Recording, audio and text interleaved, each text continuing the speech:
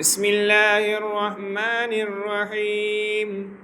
للذين اتبعوه وهذا النبي والذين آمنوا والله ولي المؤمنين ودت طائفة من أهل الكتاب لو يدلونكم وما يدلون إلا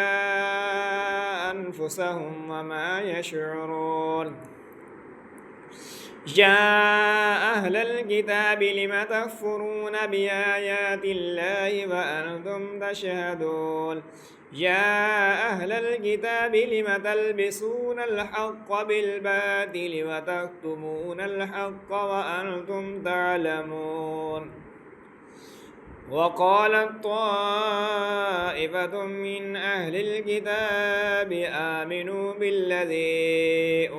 أنزل على الذين آمنوا وجه النهار واكفروا آخره لعلهم يرجعون ولا تؤمنوا إلا لمن تبع دينكم قل إن الفضل بيد الله يؤتيه من يشاء هدى الله أن يؤتى أحد مثل ما أوتيتم أو يحاجوكم عند ربكم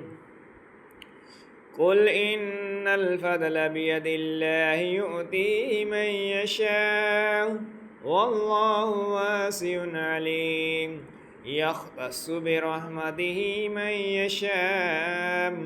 والله ذو الفضل العظيم ومن أهل الكتاب من إن تأمنه بقنطار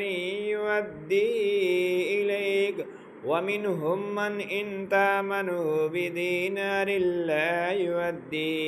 إليك إلا ما دمت عليه قائما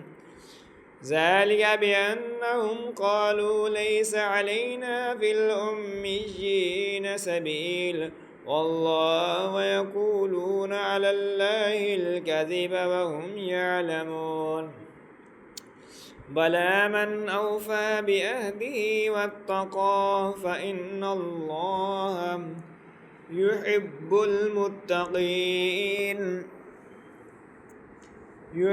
المتقين إن الذين يشترون بأهد الله وأيمانهم ثمنا قليلا أولئك لا خلاق لهم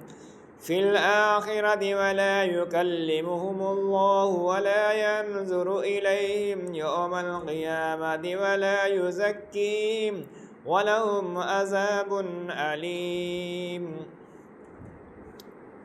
وإن منهم لفريقا يلوون ألسنتهم بالكتاب لتحسبوه من الكتاب وما هو من الكتاب ويقولون هو من عند الله وما هو من عند الله ويقولون على الله الكذب وهم يعلمون ما كان لبشر أن يؤتيه الله الكتاب والحكم والنبوة ثم يقول للناس كونوا عبادا لي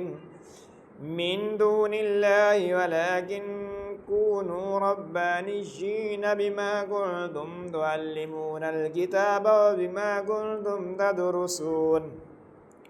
ولا يأمركم أن تتخذوا الملائكة والنبيين أربابا